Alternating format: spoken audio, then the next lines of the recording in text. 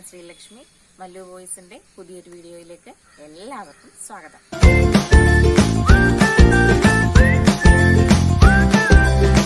ഞാനിന്ന് നിങ്ങളെ കാണിക്കാൻ പോകുന്നത് ഒരു നിത്യവഴുതന ഉപയോഗിച്ചിട്ടുള്ള ഒരു മെഴുക്കുവരട്ടിയാണ്. അതുണ്ടാക്കുന്നത് എങ്ങനെയാണെന്ന് നമുക്ക് നോക്കാം.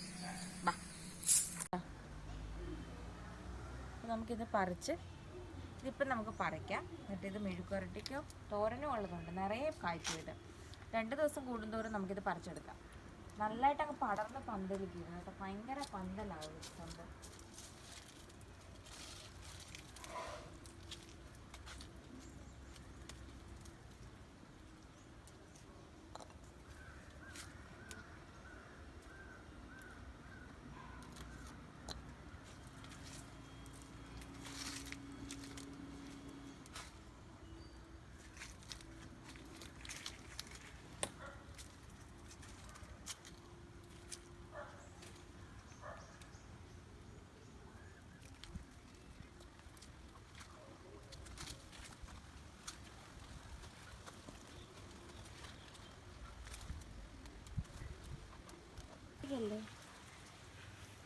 ഞാൻ ഇതിനകത്തുണ്ട് കേട്ടോ. എൻ്റെ കണ്ണിനകത്തൊക്കെ വേണ്ടൊക്കെ വീണം ഇറങ്ങാൻ പറ്റത്തില്ല. സാരമില്ല, നിങ്ങളൊക്കെ അങ്ങ് പോക്കോ. ഞാൻ പതുക്കെ വന്നേക്കാം. ഈ ഇലയുടെ ഇടയിൽ എനിക്ക് ഇതുകൊണ്ട് കാണത്തില്ല. എന്നാ നിത്യവഴുതന നീ അവിടെ ഇല്ല. ആഹാ, എന്തൊരു നല്ല ഭർത്താവ്. നിത്യവഴുതനങ്ങ വേണ്ടപ്പോ പെണ്ണുമ്പിള്ളേ വേണ്ട.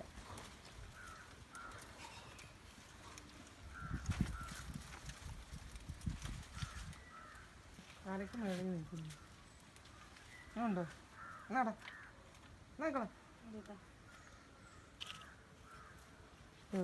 അങ്ങോട്ട് കൊടുക്കണ്ട, ഇനി മേടിച്ചു തരാം. അല്ല, ഞാനിനി അങ്ങനെ ഇറങ്ങുന്നോട് പറഞ്ഞതല്ലേ ഗൈസ്. എങ്ങനെയാലും ഇറങ്ങിയേ കേറിയപ്പോ ഇറങ്ങാൻ അറിയത്തില്ലേ? അമ്മയാ ഉരുട്ടി ഇട്ടത്. അയ്യോ, ഞാനൊന്നും അല്ല. ഞാൻ എന്റെ മോളെ തലയിൽ ഉരുട്ടി ഇടുകൂടി. എന്റെ തലയിലൊന്നും അല്ല.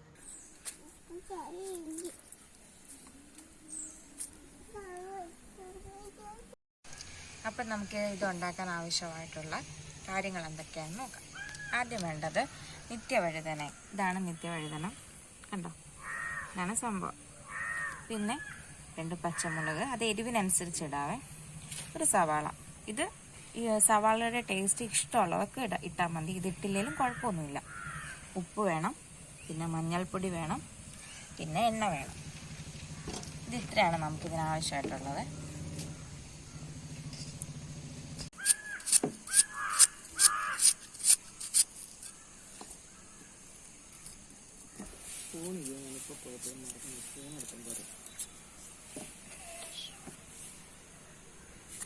നിത്യവഴുതന ഇങ്ങനെ 2 ആയിട്ടാണ് കട്ട് ചെയ്യേണ്ടത്. ഒത്തിരി വലുതാണെങ്കിൽ ഇതൊക്കെ ഇങ്ങനെയുള്ള സൈസിലെ വഴുതനങ്ങയാണെങ്കിൽ നമുക്കത് 4 ആയിട്ട് കട്ട് ചെയ്യാം. ഇതാ ഇങ്ങനെ, കണ്ടോ?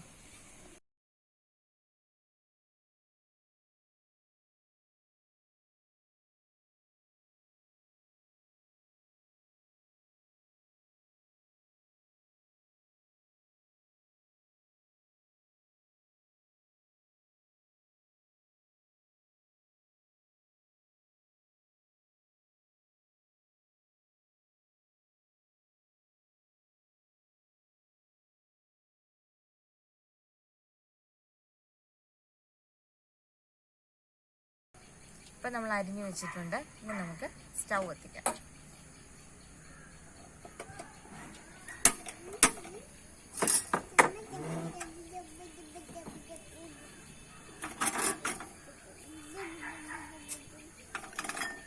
നമ്മൾ അരിഞ്ഞു വെച്ച് മുഴുവനായിട്ട് ഇടുക കേട്ടോ.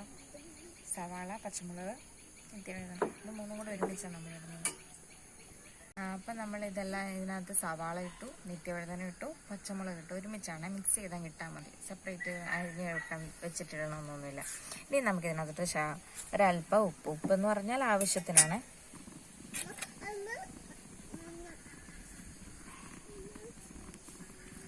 ഉപ്പ് ആവശ്യത്തിന്, മഞ്ഞൾപ്പൊടി 1/2 ടീസ്പൂൺ, ഇത്രയും കൂടി ഇട്ട് നമുക്കൊന്ന് മിക്സ് ചെയ്തിട്ട് അടച്ചു വെക്കാം.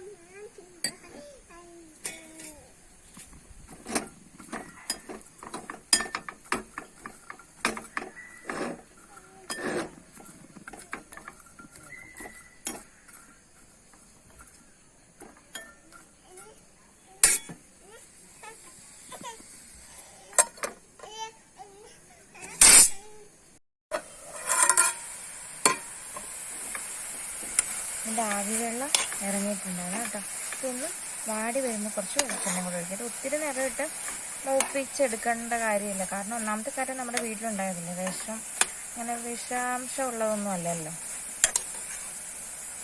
നല്ല ടേസ്റ്റിയാണ് കേട്ടോ. ഇതിൻ്റെ തോരനാണേലും മെഴുക്കുവരട്ടിയാണേലും തീയലാണേലും എല്ലാം നല്ല രുചിയാണ്. ഞങ്ങൾക്ക് ഇവിടെ എല്ലാവർക്കും ഇഷ്ടമാണ്. ഇവിടെ പിടിയാണ്.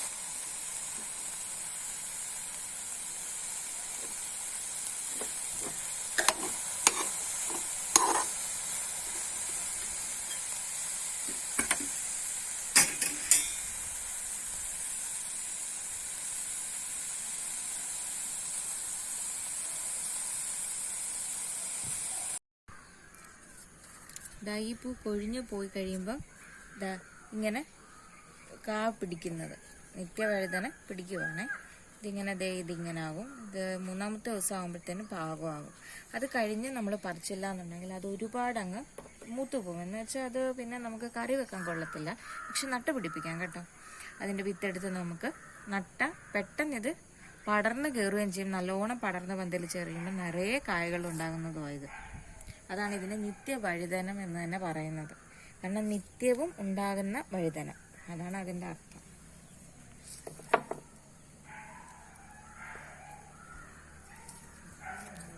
വാടി വന്നിട്ടുണ്ട്. ഇതിന് വെളിച്ചെണ്ണ ഒഴിച്ചു കൊടുക്കാറായിട്ടുണ്ട് കേട്ടോ.